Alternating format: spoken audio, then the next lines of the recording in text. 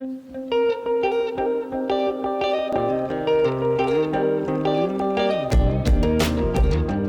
back to the Bible in Context. Hey, Nate. Hey, Caleb. It's good to be here.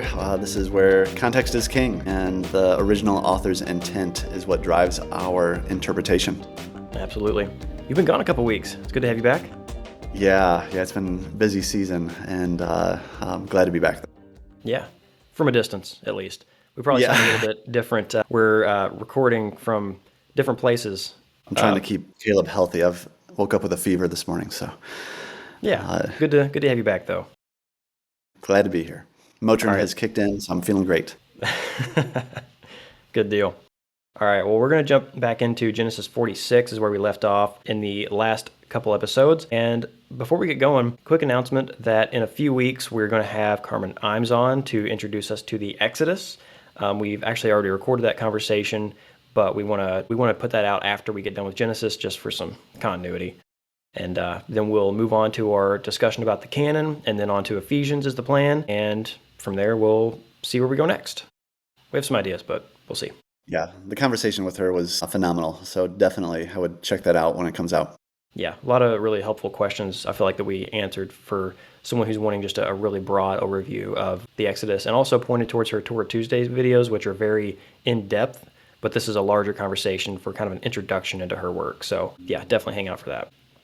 Okay, so up to this point, Joseph has been testing his brothers, and finally he has gotten to the point where he has evaluated them and decided that they are telling the truth. They are now reputable men. They would not abandon Benjamin. They are pledging their loyalty to the family, and so he reveals himself and reunites the family. And again, I think that's going to be part of that messianic picture that we get from Joseph that we want to really pay attention to when we get to the end of Genesis. So now he has sent them all back to get Jacob and bring him down to Joseph in Egypt.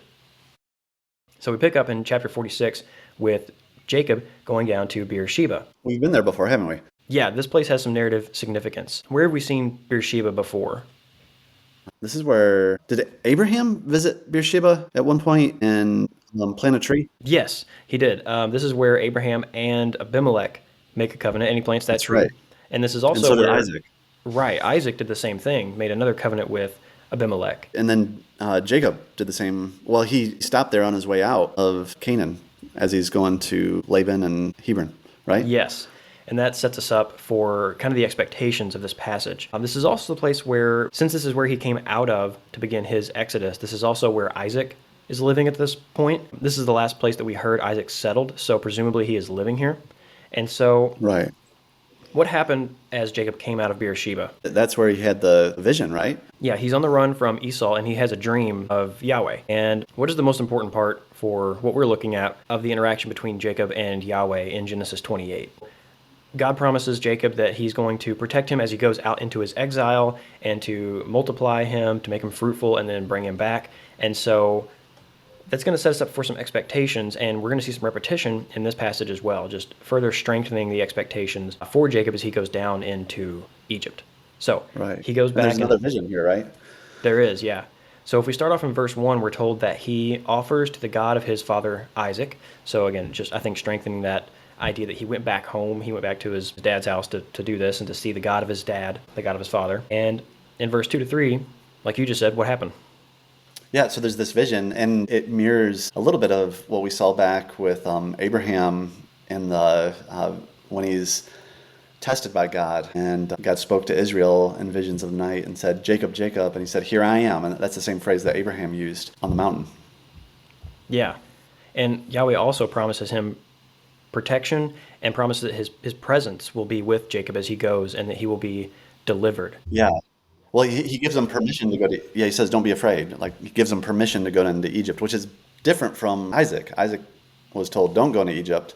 Right. And for Abraham, we saw that going to Egypt was a failure. And yeah, it's interesting here that it changes, that God decides at this point it's a good idea, and in the past it was a bad idea. But Yeah. I've been trying to figure out why that is. You see some reversals, whereas in Genesis 16, Sarah has the bad idea to get rid of Hagar, and Abraham listens, and that's mirrored off of the fall. He listened to the voice of his wife. It was a bad idea. And then later in Genesis 21, I believe it is, she says, send out the slave boy and his mother. And God says, listen to your wife. And so there's kind of this testing moment and then a moment where, no, what they said this time was good. Maybe said with the wrong motives, but listen to your wife this time. That's what God's will is at this point. Right, right. Well, and I think there's just something to, they've been promised this land, and before you leave the land, God giving them permission to leave the land, I think is significant. Yeah. Well, it seems like Jacob was already on his way out as well. I don't know if he was, I think he came for maybe some blessing or to ask for protection, but perhaps he was asking permission, but I don't know if, it seemed like he was already on his way. He'd already loaded up and he was heading that way. I don't agree. I don't know that he was looking for permission, but I think it's significant that God was giving the permission before they left the land. Yeah, like with Egypt and Isaac, the land was no longer part of the test in that moment, and God had plans to deliver him back to it. Yeah, it assured Jacob that what he was doing was okay, that he wasn't going against what God had commanded. Okay, so what happens next? Yeah, so after this, after we're set up for this expectation of Exodus, we get an Exodus. So this is reversed, though. So we're expecting for Jacob to get an Exodus out of Egypt at some point later in his life, but this time we see Israel, the family of Israel, getting an Exodus into Egypt, which sounds backwards. But the idea here is that they're getting an Exodus out of this famine, I think, is the idea in this situation, all the tensions we had previous to this. This is a release of those tensions and a deliverance of the families. So why do I say this is an Exodus? I think that's because in verses 5 through 7, we get this note about the family of Jacob going down with their father, their little ones, all their wives, and the wagons that Pharaoh had sent to carry them. They also took their livestock, all their goods that they had gained in the land of Canaan, and they came to Egypt. And so there's this kind of mixed multitude and great possessions motif that we've seen throughout the rest of Genesis and in the book of Exodus when it comes to an Exodus. I think we see that happening here. And so it's just one little part of the Exodus motif happening, but we've seen it on repeat so many times that that little signal can trigger the idea of, hey, there's an Exodus. Yeah, for sure. And it also seems like there may be a hyperlink back to Noah's story in Genesis chapter 7. I'm going to read starting in verse 13. On the very same day, Noah and his sons, Shem, Ham, and Japheth, and Noah's wife and their 3 wives of his sons and them entered the ark, they and every beast according to its kind, and all the livestock according to their kind, and every creeping thing that creeps on the earth according to its kind, and every bird. And it goes on, but it just seems like it's similar language to that. Do you think there's a connection there?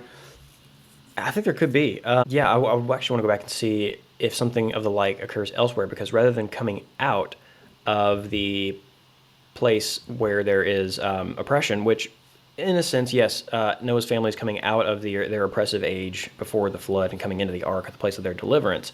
But here, the family is coming out of Canaan, where things are bad, and coming into the place of their deliverance. I think in a way that kind of goes hand in hand with the mixed multitude motif. I can't remember if I noted that one in the book, actually, but if I didn't, I'm disappointed in myself. Yeah, actually, I do have not that verse noted in the... Yeah, I actually don't have that verse noted in the book, but I wish I included that, because I think there is this idea that the elect one and his family and his possessions, there's this mixed multitude of, in this case, animals and things that are coming into a place of deliverance, just like happens throughout the rest of the Exoduses. So that's a good call out. I like that. So after this Exodus, what do we have? We have a genealogy. Yeah. Your favorite. You going to make me preach this one? I so wish maybe I can, if we cancel church one more time, we could push 46 to a week that you're gonna be preaching. But if there's another flood, maybe I could just break up one of the chapters and scoot it back a little bit too. There we go. I won't do that to you again. It's okay. Actually, so I went to help fill in at another church, and so it was very last minute notice, so I was picking from a sermon I'd done before at Mercy Hill, and all I had were genealogies, so I preached on a genealogy at another church. So how did they receive it? I think it went over well. Everybody liked it, because it was a short genealogy, but it was good. Probably not what they were expecting. There's a lot in those genealogies that we tend to skim over. But There is. so what's the significance of the genealogy that we're looking at here in chapter 46? Yeah, so there's some discrepancies between the lists between Numbers and Chronicles that are similar to this as they go through the details of who Jacob's children are. We're not going to talk about all those little technical, textual issues. You can go check out, again, Waltke's Genesis commentary is a good one, Hamilton and the Nikot series, or Nahum Sarna. All those commentaries have good discussions of those issues. And ultimately, they're not going to affect how we read the story. So what we're concerned about most is how we read the story at the moment. And I think what's really important at the end of this genealogy is the fact that we get the number 70 to show up, that Israel's children are 70 in number. So where have we heard that before? So chapter 10. Right. With And what's in the chapter 10? Table of Nations. Right. Yeah, so the Table of Nations. And so, yeah, it seems like this is a reference to Israel being kind of like a new humanity that's coming in. And so a new creation coming out. Absolutely. Yeah, I like that. Yeah, they're becoming a new humanity. Humanity was supposed to be God's. They were supposed to function as His image. They're still created in His image, but they're not really functioning that way because they're not trying to represent God to the world. And now we have this new humanity that's being made up that the rest of humanity is going to be subsumed under in order to come back to God. That's the plan. So, a restart of the nations, I think, here. Yeah. Well, and there's some other sevens in here too. Verse 23. Oh, no, I'm sorry. 22. These are the sons of Rachel who were born to Jacob, 14 persons in all. And then down underneath that, verse 25, these she bore to Jacob, 7 persons in all. And so, yeah, you're Okay. seeing that. Yeah. Yeah. So I guess in those situations, it's actually accounting who is there. But yeah, that number 7 is significant where it shows up here. Again, just recounting the fruitfulness and blessing that God has given to this family, even before they've come to Egypt, where He's going to make them even more fruitful and multiply them more. Okay, so we just exited a genealogy. What does that mean? Well, we're coming to a new unit a lot of times. That Yeah. typically when there's a transition. It's about Yeah, to we still happen. have some falling action in this story, if you remember back to your elementary school narrative classes. And we're going to go through kind of wrapping up the rest of the story. There's still plenty of tensions to be relieved and talked about, but we have exited the story of the loss of Joseph, the testing of his brothers, and the reunification of the family. The family is in process of being reunified, and that tension has been released. So, great place for a genealogy to say, hey, we're switching to another narrative unit. Still, continuity within the story, and there's still some tensions to be relieved, but we're in a new section. The scene has changed. Yeah. The only thing that's missing is that phrase, this is the generations of. Right. You don't have that in this one. Right, which that's true. And I think that's probably intentional because this isn't a hard break in the story, I think, because we're still wrestling with the tensions of Joseph hasn't met Jacob yet. Jacob's an old man and he's going to die, so we're going to see how that plays out. Whereas previously, when you get these are the generations of this family, you're now moving on from the father to the story of the sons. So our characters haven't changed. So I think that's why we don't have the Toledot, these are the generations of. We just have a genealogy for kind of a soft break. That's a good call out. Yeah. Okay, so let's talk about the Jacob and Joseph being reunited. So Jacob is on his way down to meet Joseph, and who does he send ahead? Judah. Yeah, in verse 28. He sends Judah ahead. What significance might that have? It seems like Judah is gaining leadership and maybe trust from his father too. Yeah. Do you remember any other time in this narrative section where someone was sent out by Jacob? Okay, I see what you're saying. So Joseph was sent out kind of like a spy Yeah. to check on his brother. 37, Jacob had sent Joseph out, and so he was playing the role of the firstborn in that story. If you go back and listen to our comments on that chapter, you'll hear how Joseph has this status as kind of the leader, the firstborn of the family. And now it seems Right. like, just through this little connection, Judah is now playing that role of going ahead and leading the family. And rightfully so. I think we've seen Judah's character shine, and he has stepped up, offered himself on behalf of the family, and now he is leading the family in Joseph's absence. So again, just setting up more expectations as we go into Jacob's blessings later. And Joseph, it's just kind of cool to see that this has been a very emotional ordeal throughout the whole story, and he doesn't wait for Jacob to get to him. He goes out and meets his father. He saddles up his chariots and goes out to see him on his way in. Yeah.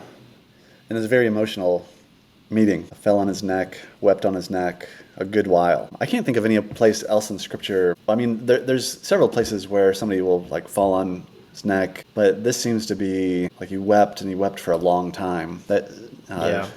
This is the only place I can recall that happens. Well, yeah, I mean, you see in the previous chapters where he was kind of at pains to reconcile with his brother. He didn't like having to do this test. He wanted to reunify, but it took time, and that was kind of a painful thing. And so he had a very emotional reunification with his brothers, and now he's kind of having the reunification of all reunifications here with his father Yeah, after all these years. I yeah, mean, yes, he wanted to see Benjamin again, and Benjamin got the most affection from Joseph, but the one person that you kind of see throughout this story that Joseph didn't want to be separated from was his father, and vice versa. yeah. And so they see each other for the first time. It's very emotional. And then Joseph says to his brothers and to his father's household his game plan. He's going to go tell Pharaoh, and he's going to say to him, "My brothers and my father's household who are in the land of Canaan have come, and the men are shepherds, for they have been keepers of livestock, and they have brought their flocks and their herds and all that they have. And when Pharaoh calls you and says, 'What is your occupation?' you shall say, 'Your servants have been keepers of livestock from our youth even until now, both we and our fathers, in order that you may dwell in the land of Goshen. For every shepherd is an abomination to the Egyptians.'"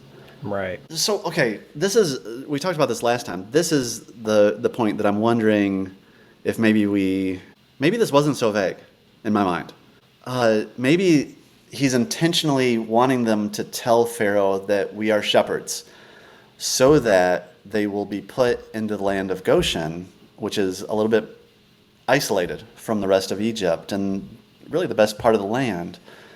I think that may be the purpose. That they weren't trying to be vague, but Joseph knew the culture well enough to know that, okay, Pharaoh is not going to want to put them with everybody else. And so Pharaoh is going to want to let them have their own land, which is beneficial to the Israelites too. So I don't know. What do you think? Because his plan, look at verse 31. Well, yeah, it says there as he's speaking to Pharaoh in verse 31. In verse 32, he says, "And the men are shepherds." So he tells Pharaoh outright that they're shepherds. That's the plan. Right, right. And so maybe there is a little bit of like when you go before Pharaoh, just talk about yourselves, not so much as a shepherd, because he's going to stick his nose up at you if you do that, but just call yourself a keeper of Give yourself a livestock more instead. respectable It's a little title. bit, yeah, it's like a little political correctness Mm. there. So that may be going on, but it definitely seems that Joseph is intentional about making sure Pharaoh knows that they are shepherds so that they'll end up in the land of Goshen, isolated from the rest of Egypt and not as influenced by them. I think you're right, actually. In order that you may dwell in the land of Goshen, which is, yeah, set off from the Egyptians. Which I've taken this before as kind of they are supposed to be telling a bit of a twisting of the truth in order to mirror back to Abraham's white lie to Pharaoh about Sarah being his sister, where he just kind of tells half the truth. And maybe that's still going Right. on. I think you still kind of have this. They're coming, they're going to meet Pharaoh. Let's set up our speech. You do have that going on to set us up for another Exodus expectation. The only difference is with Abraham and Isaac when they did that to sell out their wives to a king with Abraham to Pharaoh, then in those situations they were telling half truths for deception, whereas here it seems like they're telling half truths that everyone already knows for the sake of maybe, like you said, political correctness. So maybe that actually kind of helps me out here because I thought that up to this point, Joseph was this righteous messianic figure, and this is the one point where he kind of messes up a little bit because he instructs them to tell a white lie. Why would he do that? But what you're saying I think makes sense and is correct, that he is not trying to set them up for a lie. And so the pattern that mirrors back to setting up your speech before you go to Pharaoh is still valid, but now our elect one, our messianic figure Joseph, he doesn't have a fall in this story. He maintains his righteousness throughout till the end. Yeah, You should have told me and I that think like that. a year ago, but that was good. Sorry. I do think it's helpful to look at it that way, though, because it does make it brings Joseph or portrays him in a better light. Not that we I think always have to so. do that, but But I I think it think makes it more is more sense and consistent with the rest of the story. right. It's more consistent with his messianic character, and I think it's more consistent with the story with the fact that he says like he has already told Pharaoh that they are shepherds, and then gives them a speech so that they may be in the land of Goshen. So I think you're right. That this is Joseph actually telling them, I'm going to tell them this undesirable fact. Don't contradict it so that we can dwell somewhere off by ourselves. and still kind of maintain our Hebrew identity, maintain our Israelite Yahwistic identity, which is something that becomes more at play in the conquest stories in Canaan in the book of Joshua. And we also talked about that in the Assault of Dinah episode. But no, I think that's right on. So that takes us into Genesis 47, where they walk in, and that puts another question in my mind, because I thought originally if he was instructing them to kind of veil the truth, they don't do that, because in verses 1 through 6, they walk into Pharaoh and just say, yep, we're shepherds. Right. So Yeah. they ignore the details of Joseph's instructions, but perhaps they're being portrayed here as still adhering to the heart of Joseph's instructions. Don't deny that you're shepherds so we can go live in Goshen. Right. And it's interesting here that the brothers, they ask for Pharaoh's help and mercy in verse 4, and they're given the best of the land. And so they were relying, despite their social status in this culture, they rely on the help and the mercy of the king. And he gives them the best of the land, perhaps since Pharaoh has been put in this position of Yahweh. We'll listen to the episode on chapter 42 where Joseph is exalted. But if that trope is still at play and Pharaoh is still kind of meant to be portrayed as this Yahweh figure, maybe we see God's generosity without discrimination based on their social status in this story. That makes sense. That makes sense. Okay, so in the past 10 minutes or so, you've completely flipped my view of this set of verses. So thank you for that. But it was good. I actually really appreciate that. That makes a lot more sense of the story to me. But again, I don't think that we lose the connections between the white lie with Abraham and with Isaac, and the expectation that we are going to see an Exodus come after this. So yeah, Feels good to flip something. You have flipped verses on me like dozens of times at this point. So if you get one, I'm feeling pretty good about myself right now. No, that was good. I mean, I like that. It makes so much more sense. And I doubt I'm going to revise the book, but if I did, this would be one that I have to touch. That actually fills a big hole, though, because, yeah, why would Joseph, who's a messianic figure, why would the author portray him in a poor light after his exaltation? He doesn't. Right. Yeah. Yeah, I don't think so. Okay, so now we move into Joseph bringing his father Jacob to stand before Pharaoh. And this is an interesting scene. What happens? Yeah, Jacob is brought and stands before Pharaoh, and Jacob blesses Pharaoh. And he also blesses him before their conversation ends as well. So you kind of get two blessings of Pharaoh by Jacob in this paragraph, and that's in verse 7 and verse 10. And so you may get this kind of callback to Genesis 12, where Abraham's family is going to be a blessing to the nations. Some have taken this as just a cultural way that Jacob said hello and goodbye to a foreign king, and that's possible. But I think also this will call us back to the blessing of the nations. This is kind of just an echo to that's beginning now through Jacob, through the family of Israel. And I think that as this conversation begins between Jacob and Pharaoh, I find it just a little bit funny that he walks in and Pharaoh just says, "Hey, how old are you? You were decrepit." Like, what an introduction. I mean, when you're Pharaoh, you can say whatever you want. Yeah, that's true. But yeah, he says, "How many of the days and the years of your life?" And Jacob says to Pharaoh, "The days and the years of my sojourning are 130 years. Few and evil or bad." Remember, evil is not like moral evil here. It's the word ra, which just means you can have a bad person, bad actions, or a bad fruit. It's pretty wide-ranging. And so he just says, he's had a short and bad life, a tough life.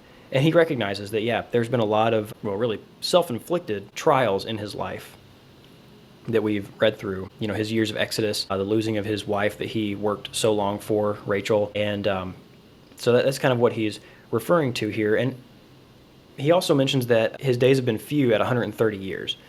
Now, I don't think that we should read back into this that, well, people lived longer back then, and so, you really should be living to 180, so he's, basically still in his 40s. He hasn't lived a very long life yet at 130.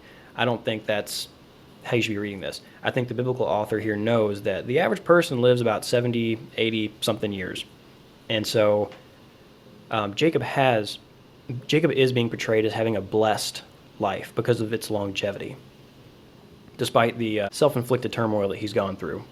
Yeah, and I think this is probably just it's a cultural way of saying that my life has been hard. There's a few other places in Scripture that similar phrases are used to describe just a hard life. Yeah, I think he recognizes that. And I think this goes to set up the last phrase of Jacob's statement, which I think is the most important to set us up for the next part of this story. He says that he is a sojourner. And that's going to be important because that brings back all these promises, all these stories of Abraham becoming a sojourner to go to the land of Canaan, to trust in Yahweh to get a land for a possession. That has not happened yet. He has small bits of that through conquering Shechem in kind of a reversed kind of way because it was taken by force rather than given by God. We have Abraham who bought a piece of land for a burial ground. So there's these little bits of ownership of the land, but they don't possess the land. It's not a land for the dwelling of the people of Israel, for Abraham's family yet. It's just a grave in a conquered city. But we come back to that word sojourning because they have not yet received that promise. And we're going to get actually a little bit of a taste of this promise in the next couple of verses. So in verse 11 of chapter 47, it says, "Then Joseph settled his father and his brothers and gave them a possession in the land of Egypt, in the best of the land of Ramses, as Pharaoh had commanded. And Pharaoh provided his father, his brothers, and all his father's household with food according to the number of their dependents." Okay, so in this, we kind of have a shadow of that fulfilled promise.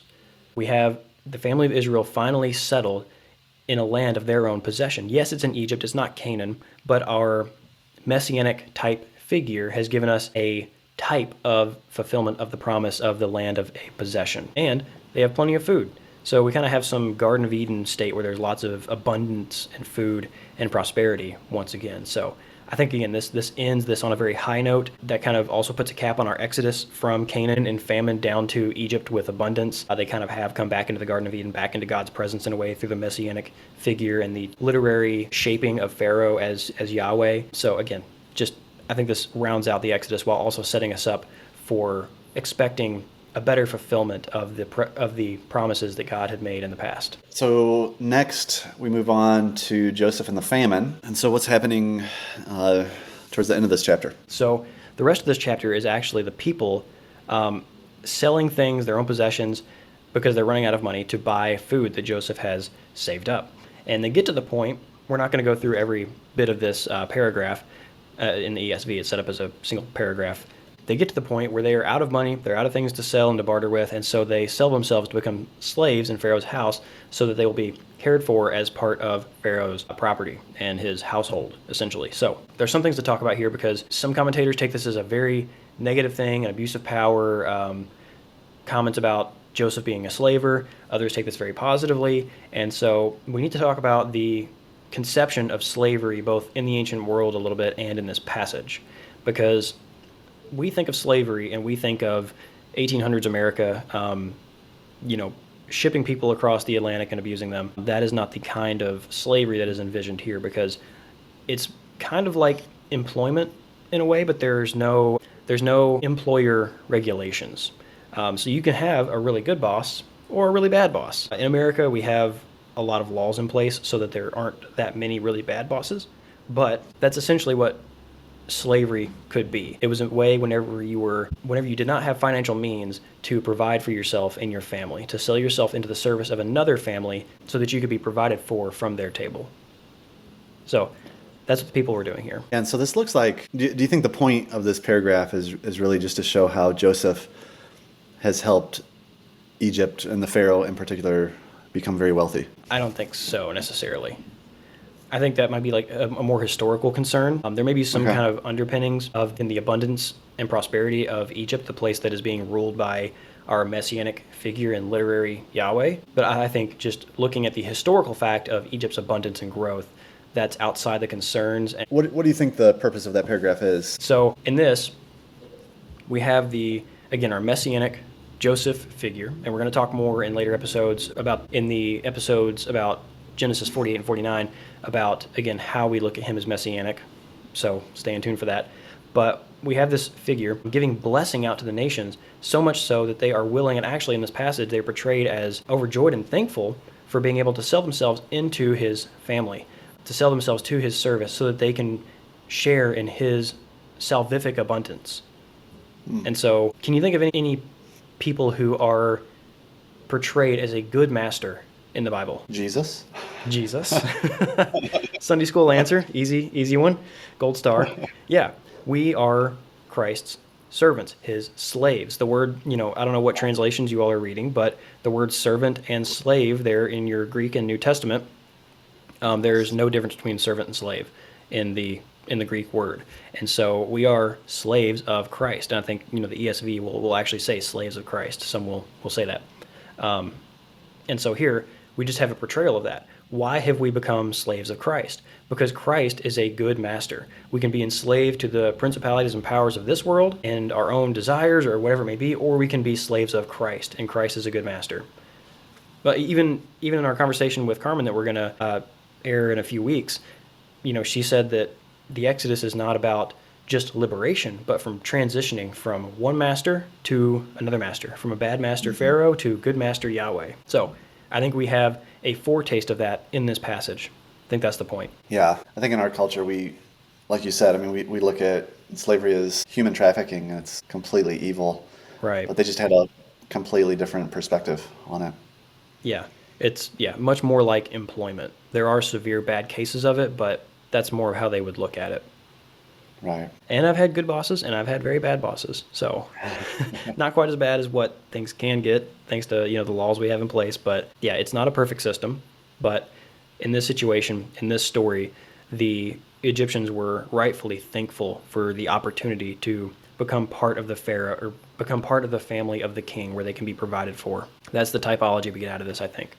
And we're told one more thing in this paragraph, that the priests were not bought as slaves because they have an allowance of food from Pharaoh. So they didn't become destitute and sell themselves. And again, this could be a historical note. I typically think that the biblical author does not just give dry historical facts or notes, except for in some of the later books that does happen, but in these early books in the Torah, that doesn't really tend to happen. Everything has a purpose. And again, this could be a situational historical note, but it could also be a typological note about the fact that the priests are Yahweh's direct possession. We see that with the Levites. They become part of they're related to his tabernacle and to his house. So they're not numbered among the rest of the tribes of Israel. They are provided for by God, as God receives the tithes for the temple service, which are divvied out to the priests for their provision. And so, again, I think this may just be a typological note of the priests being provided for by the king, which in this story is Pharaoh, who has been literarily portrayed as Yahweh in these stories. I'm just wondering if people are going to struggle with the idea of Pharaoh being portrayed as Yahweh. Because it seems out there. Is there any other places in Scripture where like a pagan king plays the role of savior? Cyrus, he's not portrayed as Yahweh, but he is the Messiah of that generation, the chosen one. Right. I think you're hitting on something good, though. And for those who are wondering, I think go back and listen to our episode, again, where Joseph is exalted, because we show some parallels in that where, we don't want to suggest that Pharaoh is in some way on par with Yahweh, but the author intentionally applies a lot of characteristics and a lot of situational contexts which only apply to Yahweh to Pharaoh. I think for the sake of showing that as Joseph is exalted and becomes prince over Egypt, that is the end of his exodus, and he's being brought back figuratively, literarily, to Yahweh. So again, go check that out if that sounds weird to you. There is some actual textual backing for that. We're not just being creative. We try not to do that. Well, and I wonder if we're meant to see even some irony here, that you have this pagan king who's acting more godly than Israel or Jacob has his whole life. And I don't know if we're meant to see that or not, but it is interesting. And there has been some other places we've seen already in Genesis where an unlikely person who's not in the family of Abraham is acting more righteous. Right, Abimelech. Yeah, Abimelech in particular. Right. Well, he grants the Israelites the best of the land. Yeah, that's true. Provides a space for them to be fruitful and multiply, which is verses 27 and 28 are kind of like a summary before we get to the death of Jacob. And yeah, that's what you get. It's the land of Goshen. They gained possessions in it. They were fruitful. They were multiplied greatly. And so Jacob lived in the land of Egypt for 17 years. And so that brings us to the end of the chapter then, where he dies. Just made me think of something where it says possession. There's no word behind possessions. Oh, really? Huh, that's interesting.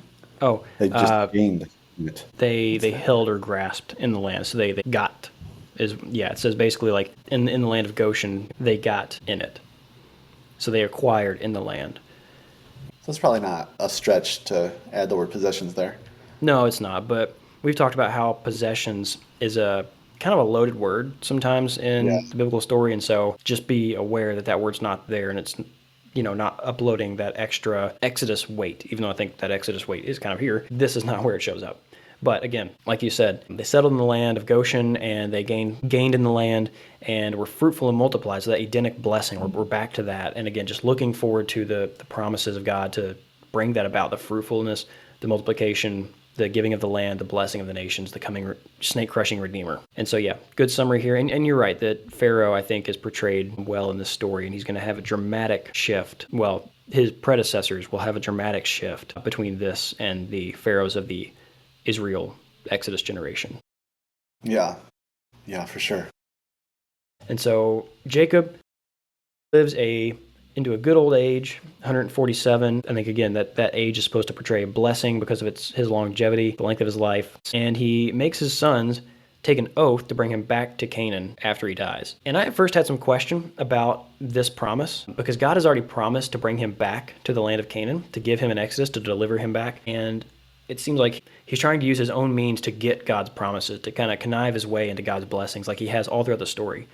But in chapter 50, Joseph makes the brothers promise the same thing, and it's portrayed in a positive way. So I think that Jacob's request here is actually a positive thing. It's his last, on his deathbed, he's giving one more sign of hope and faith and trust in Yahweh's promises. So I think this is a positive thing and a good way for the patriarch Israel to end his story before his blessings. With that, we're at the end of chapter 47, and the next story is going to begin the blessings of Israel's sons and of Joseph's sons, and so we will pick up with that and talk about these confusing blessings often and just figure out how we make sense of them and how they contribute to the story, and then how Genesis wraps up.